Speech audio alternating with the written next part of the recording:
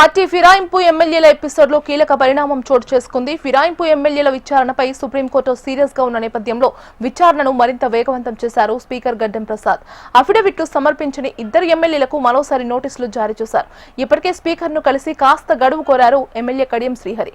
మరోవైపు 2 రోజుల పాటు ఢిల్లీలోని అధిష్టానం పెద్దలతో చర్చలు జరిపిన దానం శాసనసభ వ్యవహారాల శాఖ మంత్రి శ్రీధర్ బాబుతో భేటీ అయ్యారు.